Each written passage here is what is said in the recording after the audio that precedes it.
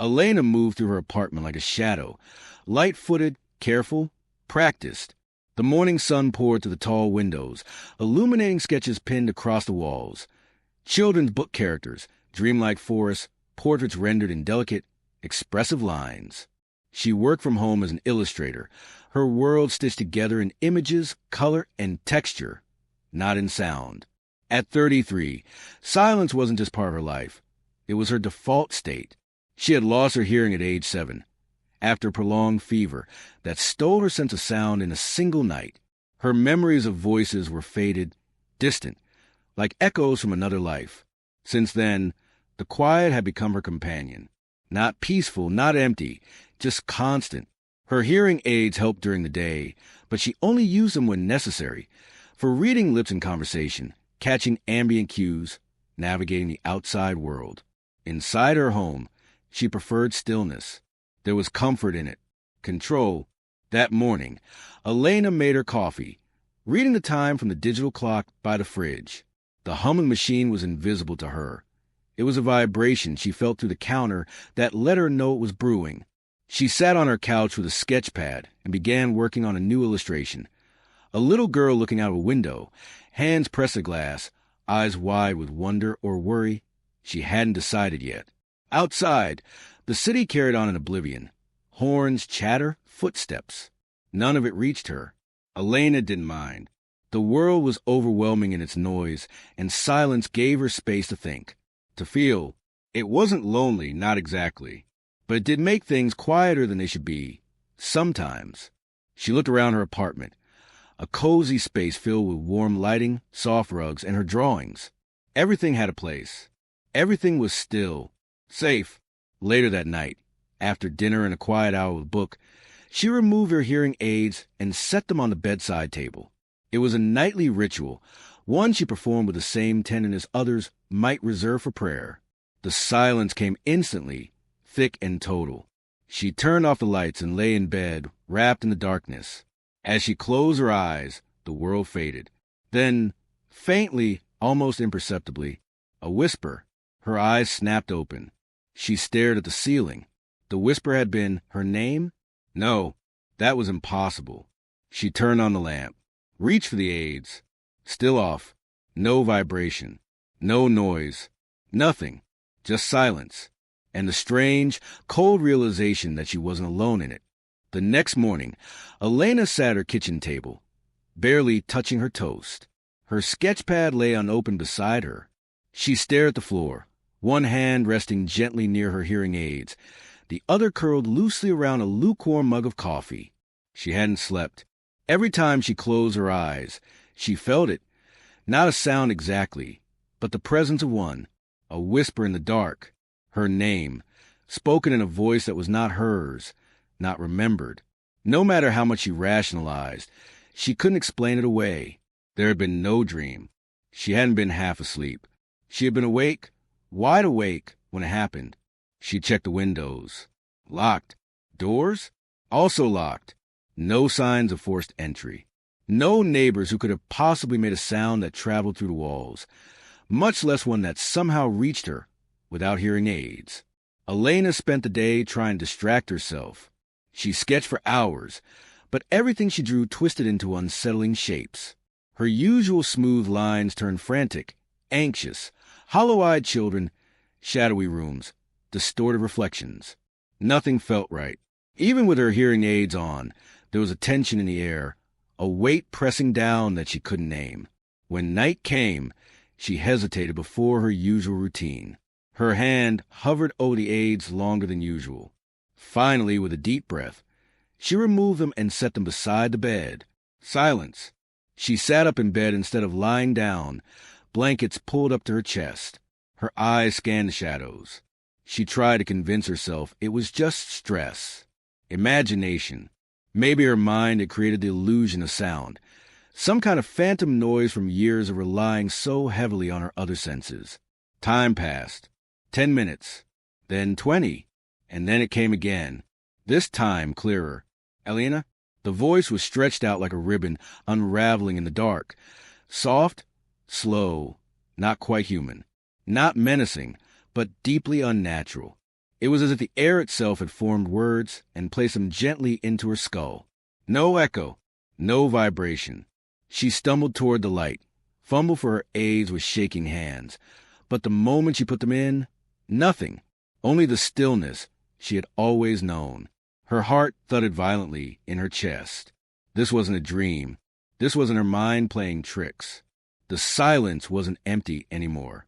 It was speaking to her. Elena began to fear the quiet. Each night, the voice returned, never shouting, never loud, but always there waiting. It whispered with a cadence too deliberate to be imagined, too real to dismiss. Each time she heard it, the words sharpened. Sometimes it called her name. Other times it murmured incomprehensible fragments, like parts of memory, broken, unfinished, pleading. She started sleeping with her hearing aids in, though they offered no comfort against what she couldn't explain. Even with them on, she knew the voice would return the moment they came off. She could sense it lingering in the walls of silence, like steam behind glass. Desperate for logic, she scheduled an appointment with her audiologist. The sterile office was familiar. Tests she'd done before, machines she trusted. Elena explained, as best she could, the sensation of hearing something without her devices. The doctor smiled politely but offered only clinical answers, auditory hallucinations, neurological anomalies, perhaps even sleep paralysis. "But I'm awake," she signed firmly. "I'm not dreaming." The doctor's expression softened. "Our brains sometimes fill in what we're used to missing. It's not uncommon." But Elena knew the difference. This wasn't her brain mimicking a voice. This was something else entirely. She left with no answers, only a pamphlet about coping with sensory confusion and a recommendation for counseling. But no medical explanation could touch the reality she faced every night. Back home, she avoided the silence. Music played constantly through speakers she couldn't hear, but could feel, low vibrations pulsing through the floor. She let the television run for background motion, anything to drown out the space where the voice might return. Still, it found her. At 2:17 a.m., while sketching on the floor in her studio, she removed her hearing aids to rub her temples. The silence rushed in. "Elena," she froze. The voice was closer now, no longer like a distant echo, but as though it came from just behind her ear. Her breath caught. She dared not turn around. She closed her eyes, gripping the pencil tightly. "Don't leave me." Tears welled in her eyes. This wasn't just noise. There was grief in that voice, and pain, a kind of sorrow so raw and deep it seemed to bleed into her bones.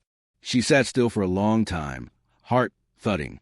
For the first time, she didn't run from the silence. She listened. Elena began keeping a journal. She logged the time, frequency, and words she heard, if they could be called that. Each night, she removed her hearing aids intentionally, let the stillness settle in, and waited. She noted changes in temperature, shifts in atmosphere, even smells.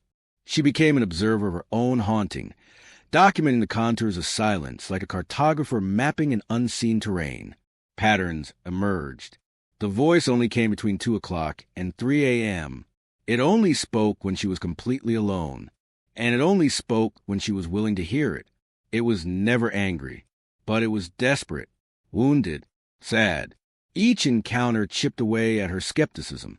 Elena stopped thinking of the voice as a hallucination. It felt separate from her, like someone standing in a different room, someone trapped. Every night the voice grew more coherent. It no longer mumbled fragments. It pleaded, begged. "I didn't want to go. They forgot me. Elena, please." She started speaking back, not with her voice but in thought, whispering replies into the same emptiness, unsure if they were heard. "Who are you? What happened? Why me?" No answers came at first, just silence. And then, on the 5th night, something changed. After a question, there was a long pause. And then, "You hear what no one else can." That sentence hung in the air like frost. It felt weighty, ancient, not meant for her, but given to her, a key she didn't know how to use.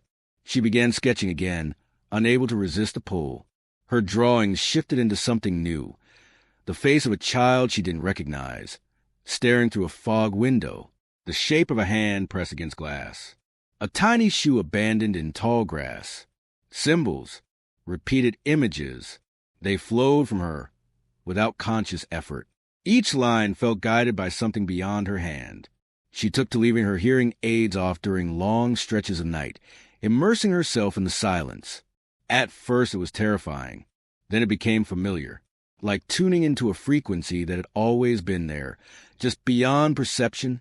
She began to feel what the voice felt, the coldness of isolation, the longing to be remembered, the ache of being buried under silence for so long. It wasn't haunting her. It was reaching out. The realization struck deep. All these years, Elena had lived in silence.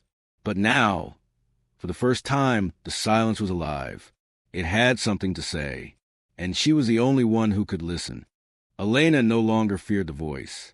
She waited for it, not with dread, but with quiet anticipation, the kind that grows when you know something long buried is about to rise. The whispers came regularly now, and they were changing.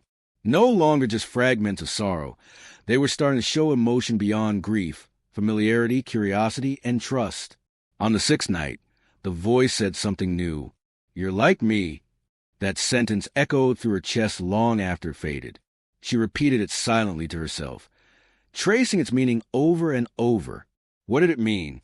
That she, too, had been forgotten? Left behind? Or was it something deeper, a kind of spiritual resonance between the silenced and the silent? Determined to understand, Elena returned to her journals and her sketches, laying them out across the floor in her living room. Page after page of drawings, each a thread in a tapestry she couldn't yet see fully.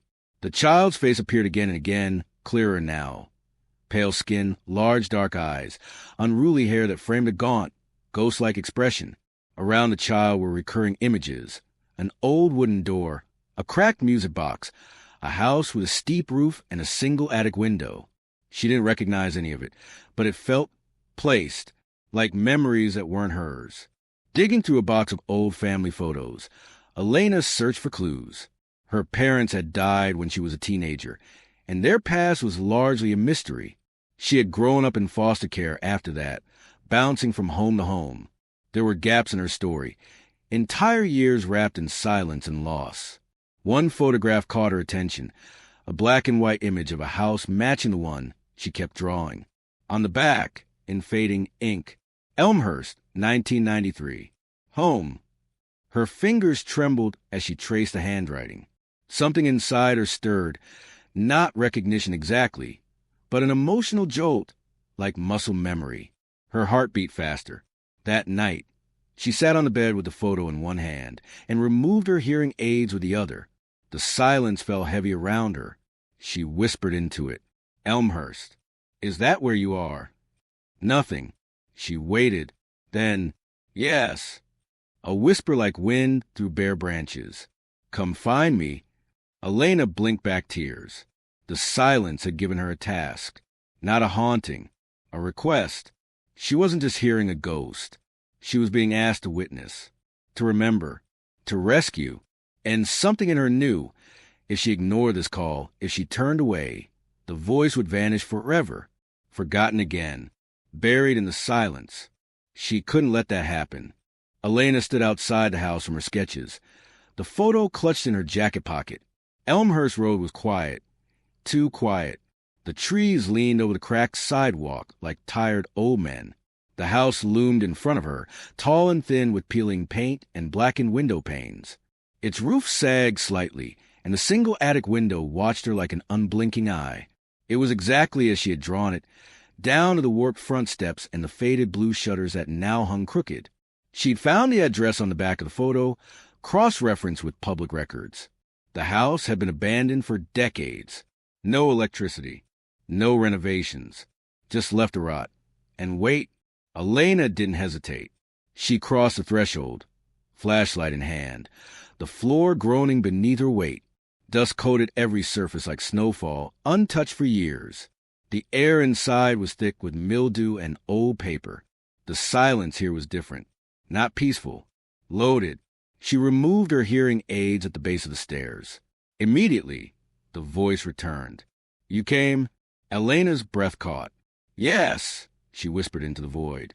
"I'm here." The stairs creaked as she climbed. Each step felt heavier than the last, like wading through memory. On the second floor, the hallway stretched before her. Warped wallpaper, broken picture frames, shadows shifting with every movement of her light. The doors on either side were closed, except one. The door to the attic stood slightly ajar. Drawn forward, she pushed it open with trembling fingers. A narrow set of stairs led up into darkness. The air was colder here, sharper. She stepped carefully, 1 foot at a time. At the top, a small room, almost bare, a dusty mattress, a cracked mirror, and in the center, resting on a crooked wooden stool, sat a child's music box, just like the one in her drawings. Her hands shook as she approached it. She reached out. Before she could touch it, "Elena!" She turned. In the far corner of the room, barely lit by the shaft of moonlight through the attic window, stood the shape of a child.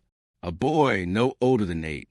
Pale, thin, eyes like ink wells. No malice, just sadness, so deep it felt bottomless. "You found me," he said. Her chest tightened. "Who are you?" she signed, slowly. He didn't answer, but he understood. He stepped forward and reached for her hand. As their fingers touched, images flooded her, not words, not sounds, but feelings. A locked room, loneliness, years without a voice, screams no one could hear. A silent child lost inside the walls of the world. Tears streamed down her cheeks. He wasn't just a ghost. He was a memory, someone forgotten by time, by history, and maybe, just maybe, by her. Elena stood frozen in the attic. The boy's cold fingers still curled gently around hers. In the stillness, she felt something unravel, not in the room, but inside her. A forgotten thread tugged loose, and with it came a flood of fragmented images. A hallway lined with yellow wallpaper, a woman's soft humming, the smell of dust and rain, and a child's laughter that abruptly stopped. The boy didn't speak. He didn't need to. His presence alone told the story. The attic had been his prison, a place of exile, silenced and unseen. She saw flashes, the door slamming shut, locked from the outside, a woman screaming downstairs, footsteps receding, then nothing, days blurring into nights, hunger, cold, silence, and the music box, the only sound he had left, winding down slowly each time, until the quiet became unbearable. Elena staggered back, gasping, the weight of his memory pressed down on her chest like a stone. She had never lived this. She was certain of it, but somehow she knew it, felt it in her bones, as if her body remembered what her mind could not. The boy stepped closer, his expression calm, not vengeful, not accusatory, just tired. He lifted one hand and gently touched her temple. A single tear slid down his cheek. Then he pointed toward the mirror. Elena turned. In the cracked glass, her own reflection shimmered. But for a second, just a blink, another face flickered over hers. A little girl, younger, maybe 6, wide-eyed, deaf, holding the same music box, laughing, then fading. She stumbled backward, clutching her chest. Had they known each other? Had she been here? The photo, the house, the sketch of the child she'd never met, the memory she'd drawn before hearing his voice. It all pointed to one terrifying possibility. She hadn't just been chosen by the spirit. She had been part of his life. Maybe a sister, maybe a neighbor, maybe someone who saw something once and forgot, or had been made to forget. Trauma could do that. Silence could bury whole lives. The boy looked at her again. This time, his voice came not as a whisper, but as a feeling behind her thoughts. "I remember you." The flashlight in her hand dimmed, flickered, then died. But she didn't move. In the dark, she felt no fear, only sorrow. Not just for the boy, but for herself, for what had been lost, for how long he'd waited, and for how close she'd come to never hearing him at all. The silence wasn't empty anymore. It was full, with memory, with grief, with the sacred weight of forgotten truth finally resurfacing. She reached for him, and he didn't resist. She held him, and the cold began to lift. The attic began to shift. not in shape but in presence. The air grew warmer, lighter, as if a deep breath had finally been exhaled after years of suffocating stillness.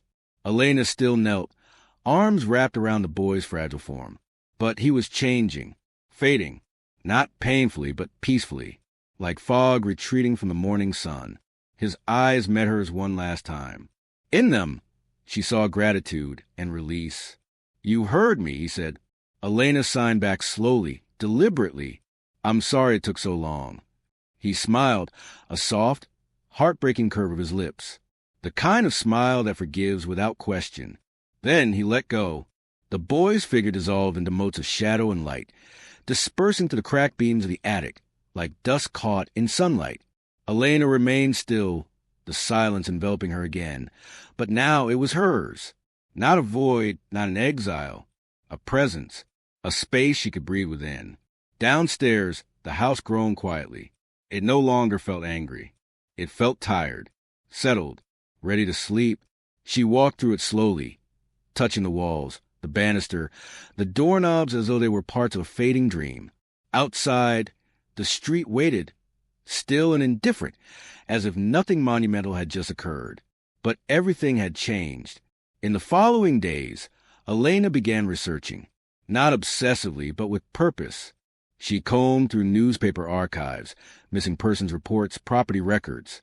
And finally, in a yellowed, water-damaged article from 1993, she found him. Unidentified boy found dead in attic of Elmhurst home. Authorities suspect years of neglect. No family members came forward. Her breath caught in her throat. No name, no mourners, just silence. Until now, she returned to the house one final time, bringing flowers and a small plaque. She placed them by the front door, in the overgrown garden where wild ivy had taken root. The plaque read, "You were seen, you were heard, you are not forgotten." And for the first time in her life, Elena didn't just hear silence. She understood it. It was no longer a curse. It was a space where voices could rise when the world refused to listen. Back at home, she resumed her drawings. Not of haunted houses or crying children, but of memory, healing, and light. Her art no longer tried to chase silence away. It invited it in, sat with it, let it speak. Late one evening, as she worked under a single lamp, Elena paused. A feeling washed over her. Not fear, not sorrow, peace. And in the quiet, she swore she heard it, faint but clear. A whisper, "Thank you." She smiled, and let the silence say the rest.